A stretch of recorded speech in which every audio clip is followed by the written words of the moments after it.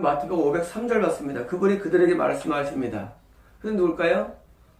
야고보, 요한, 그리고 세베대의 아들들의 어머니, 세 명일 수 있고, 아니면 또 12제자와 다른 70명일 수도 있고, 말씀하십니다. 너희는 나의 잔을 마실 것이며, 뭡니까? 나의 잔. 뭘까요? 고난의 잔입니다. 고난의 잔. 고난의 잔을 마신다. 왜 이렇게 표현했을까? 잔을 마실까 표현했을까요? 그것은 바로 다른 것이 아니라 우리가 고통을 느낄 때, 고통을 경험할 때 쓰는 은유적 표현입니다. 은유적 표현. 고통을 느낄 때, 고통 경험할 때 잔을 마신다. 이렇게 표현하는 겁니다. 그래서 이것은 뭐예요? 고통을 당한다는 겁니다. 쉬운 말로는. 너희는 고통을 당할 것이다. 자, 우리 옆에 앉아 주십시오 하니까 예수님 답변이 뭐냐면 너 고통을 당할 거야. 그런 거예요. 고통을 당할 거야. 우리는 뭘 원합니까? 영광을 원하는데 영광? 아니야. 고통을 당할 거야. 대답이. 고통을 당할 거야. 내가 세례받는 세례를 세례받을 것이지만 뭐예요? 세례 뭡니까? 세례는 부어지는 게 세례예요. 잠긴다. 씻는다예요. 뭐예요? 고통이 가득 차게 될 거예요. 고통이 가득 차게 될 거예요. 고난이 보통 우리는 인간의 고난이라 해서 이제 다 고난이야. 먹고 사는 것, 시집장가 가는 것, 애들 키우는 것, 학원에 마지막에 외로움, 고통이라는데 그게 아니라 고통의 정수를 당할 거라는 겁니다. 누가? 주님을 잘 따라가는 사람들은. 지금 이 주님을 잘 따라가기 위해서 지금 우리 외표를 말했는데 또 잘 따라가기 원해? 그래. 그러면은 너는 고통에 왕창 당하는데 고통으로 세례받을 거라는 겁니다. 이런 우리가 인생에서 다 영광을 추구합니다. 다 영광을 원합니다. 그런데 하나님을 따라가는 길은 뭐예요? 영광의 길이 아닙니다.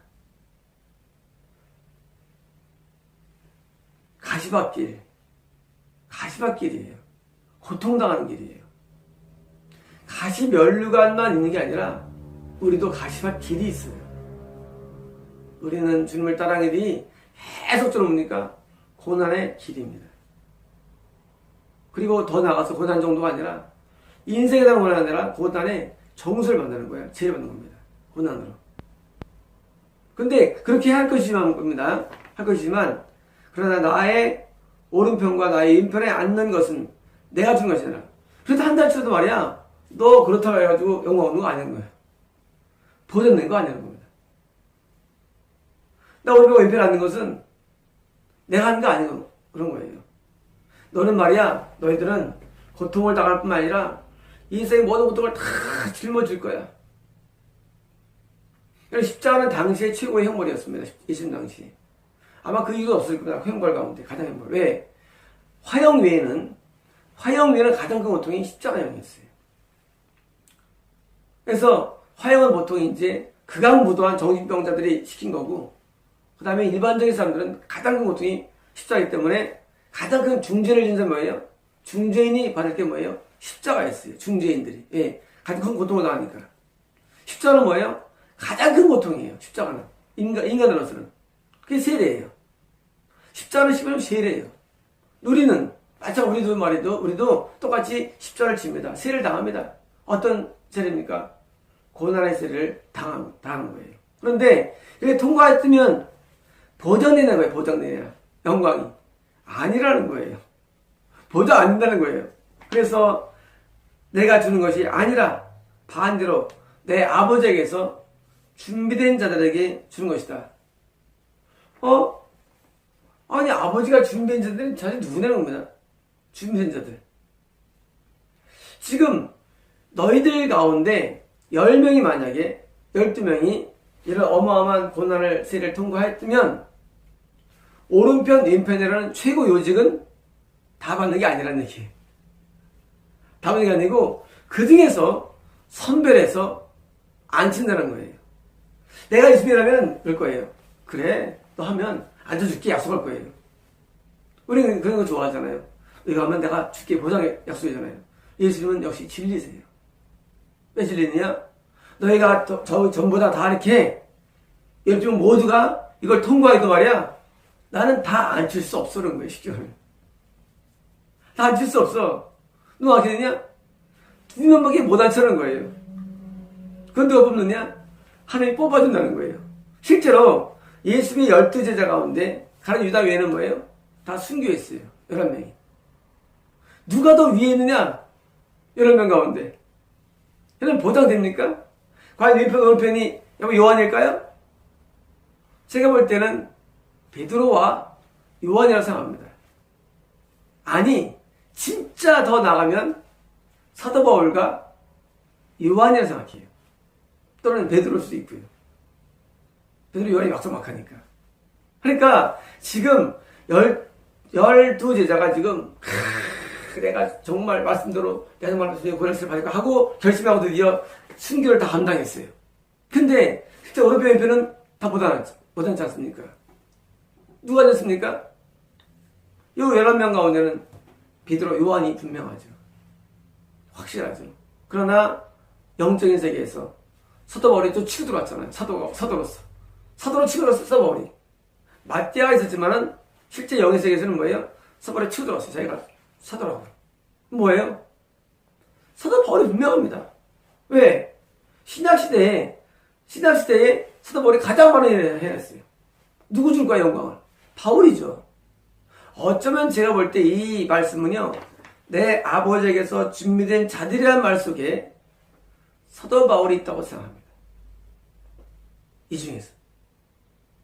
지금 너희들 말이야, 너희들 중에서 2명이면 나는 내 마음은 원하는데 아니라는 거예요. 누구냐? 사도 바울이 치고듭니다. 여러분, 사도 바울이 겪은 고난은 말할 수가 없습니다. 39대를 3번 맞아요. 매를. 사도 바울이 순교를 나중에 당하죠. 3차 여행을 통해서 모든 고난을 보도합니다. 감옥에 있는 게 거의 인생의 절반입니다. 사도 바울이 자기가 로마 갈 때도 말이죠. 죄수로 끌려갑니다. 사도 바울의 고난을 합치면 말이죠. 합치면 어쩌면 12제자 중에서 보다 더 많을 수도 있습니다. 고난의 세례가. 그렇죠. 그래서 여기서 내 아버지가 준비된 자들은 분명히 사도 바울은 크다고 봅니다. 세상 12제자가 다 자기들이 바로 생각했는데 어디서 나왔어요? 참 멀리서 나왔어요. 그게 누굴까요? 아버지에게서 준비된 자였어요. 사도 바울이. 여러분, 우리 열심히 한다고요, 하나님 앞에. 우리 하나님 앞에 정말로 헌신한다고요. 장담하지 마십시오. 그 누군가가 치고 들어와서 높은 데 앉을 확률이 크다는 것입니다. 우리 아무도 장담할 수 없어요. 아무도 우리가 하나님 앞에 장담할 수 없어요. 이제 헌신한 내용 많았다. 고난 많이 받았다. 장담할 수 없어요. 여기도 다 고난 받았어요. 여기 전부 다 받았어요. 근데 치고 들어왔어요. 누가? 바울이 치고 들어왔어요. 이 세계에. 그리고 바울의 서신이 예수님 이후로 전체를 장식해버립니다. 누가 이럴 줄 알았습니까? 그렇잖아요. 아니, 예수님 다음에 예수님 제자들이 나이를 장식해야 되는데 장식을 못해요. 바울이 장식합니다. 신약 세계를. 뭐예요? 지금 우리는 누구를 믿고 있는 거예요? 바울이 장식한 성경을 통해서 믿는 거예요. 뭐예요 이게? 바로 그렇게 예수님을 따라다녔지만 자기가 위에 서려고 했던 그런 못된 마음에 대한 하나님의 징벌입니다. 못된 마음이에요. 다른 건 잘했어요. 근데 못된 마음이 뭐예요? 내가 오른편에 방해되는 이런 높아지는 마음. 바울은요, 그런 마음이 한 개도 없었습니다. 바울은 자기가 이렇게 해서 사도 중에 작은 자라, 내가 성도 가운데 작은 자라, 내가 죄인 중에 괴수라. 바울은요, 자기가 하나 앞에 모든 걸 들여도 높아지는 마음이 한이도 없었습니다. 바울은 자기 하나 앞에 드린 것을 굉장히 영혼스럽게 생각했어요. 바울은 내 하나 앞에 뭘 바치고 고난받고 나가지고 그거 가지고 막 여기 사람 내세우질 않아요. 여기 있는 제자들은 말이죠. 지가 참 헌신했다고. 살롬에 내가 물질을 좀 드린다고 까부르고 쉽게 말하면. 여러분 까불지 마십시오. 까불면 안 됩니다.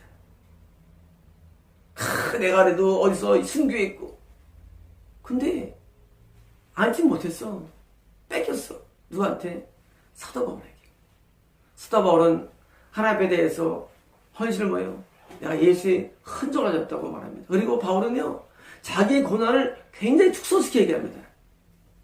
바울의 고난을 축소시키죠. 강의 위험과 도적의 위험과 칼의 위험과 동족의 위험과 이방인의 위험과 그리고 먹지 못하고 헐벗고 그리고 버림당하고 던져지고 아주 그냥 인생 자체가 뭐예요? 예수 믿는다고 죽을 때 뭐예요? 바울은 자체 고난이에요. 사실은요. 평생 고난이에요. 근데 바울은 거기에 대해서 한마디도 안 하는 거예요. 하나님 앞에 대해서. 내 소설 안 씁니다. 우리 그것을 앞에 영어서에서 안 됩니다. 내가 주님을 위해서 빚진 자로서 인생을 살아갑니다. 근데 반대잖아요. 여기 올 때 반대예요. 내가 주님을 다 버리고 따랐고 말이죠. 내가 이게 주님이 어렵고 힘든데 말이죠. 내가 이렇게 하는데 하고 뭐예요? 지금 지들이 내서는 거예요. 그러니까 못 받은 거예요. 여러분, 우리는 하나님 앞에 뭘 드리거나 때로 주님 때문에 고난을 당한다 줄 말이죠. 우리 이게 영광이 돼야 되는데 뭐예요? 내가 주님 따라가다가 돈 버리고 시간 버리고 막 인생 버리고 뭐예요? 신세 타령하고 있어. 신세 타령. 그게 뭐예요? 하나님께서 자리에 앉을 수 없는 거예요. 누가 왔냐고요? 바울처럼 그 입에서 무수한 고난을 당해도 바울은 심지어 나중에 로마로 가면 환란이 기다리는데도 바울은 그것을 선택합니다. 대단한 사람이에요. 바울은요. 환란이 가볍겠습니까? 선택한 사람이에요. 고난을 두려워하지 않아요. 그리고 그것을 영어선에서 하는 거예요.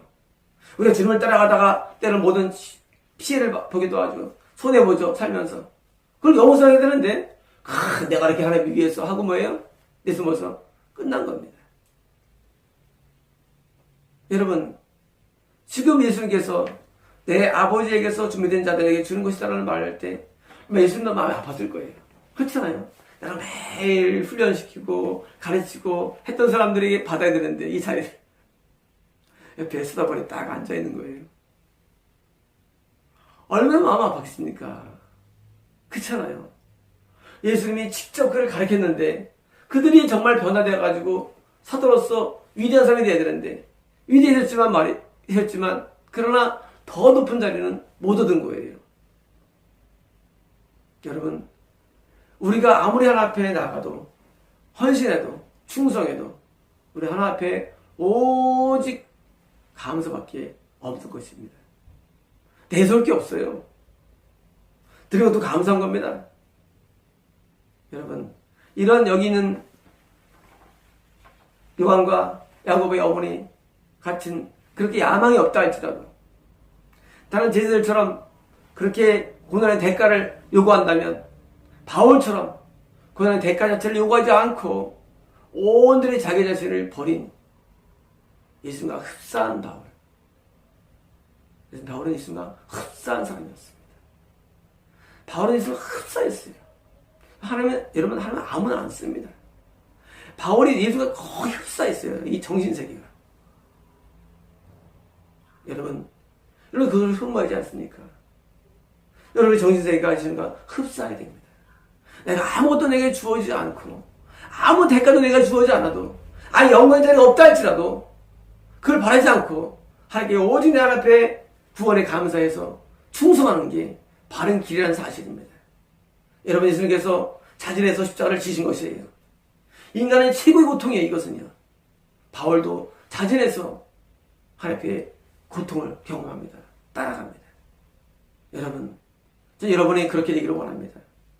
우리가 그렇게 되기를 원합니다.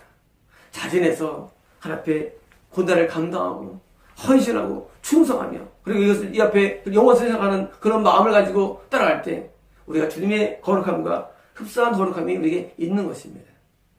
여러분, 이 제자들처럼 다투고 또 부조리 때문에 야욕을 가지고 크게 되기 위해서 서로 암투가 있는 그런 세계가 아니라 바울처럼 자기 자신을 완전히 버려버리고 죽여버리고 그리고 하나님 앞에 제물로서 바쳐진 인생이야말로 하나님의 천국에서 흠명하는 산 제물로서 받는 겁니다. 마치겠습니다.